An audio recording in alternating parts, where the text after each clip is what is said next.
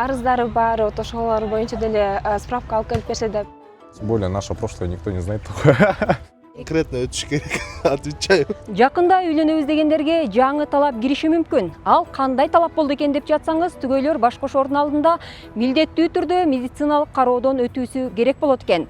Долбоор парламент тарабынан сунушталып жатат. Демилге көтөрүп жаткан депутаттар муну инфекциялык оорулардын, айрыкча гепатиттин жана ВИЧ инфекциясынын алдын алуу үчүн абдан маанилүү дешүүдө.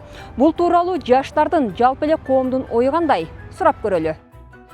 Карыз боюнча, ден соолугу боюнча, же болбосо психикалык тараптарын, же болбосо жанагы түрмөгө отурган десем отурган эмеспи, ошол боюнча справканы сурамакмын деп ойлойм.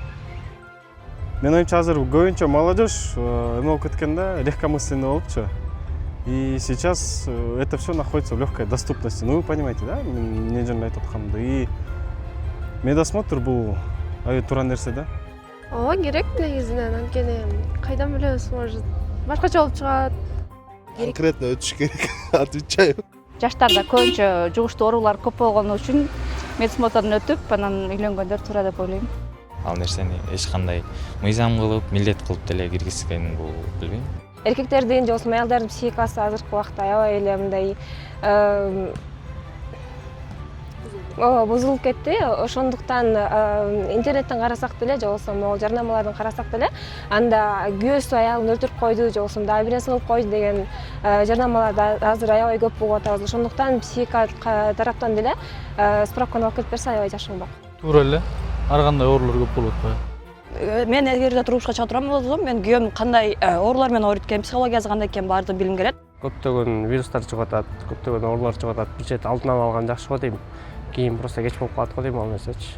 Ошо алдын ала таза экен, бири-бирин карап, таза эмес болсо дарыланып, анан үйлөнгөн туура эле го.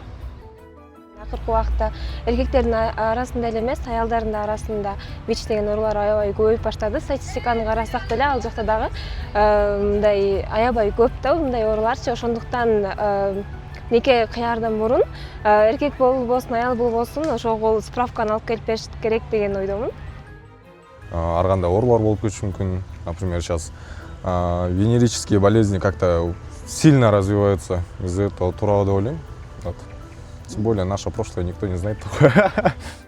Мындай практика башка өлкөлөрдө, мисалы коңшу Өзбекстанда да кирген экен, бирок айрым эксперттер сунушту колдогон жок. Алар мындай аракет социалдык кысымга жана дискриминацияга алып келиши мүмкүн дешүүдө. Сиздин пикир кандай? Түгөйлөр баш кошордун алдында милдеттүү түрдө медициналык текшерүүдөн өтүү керекпи же жокпу?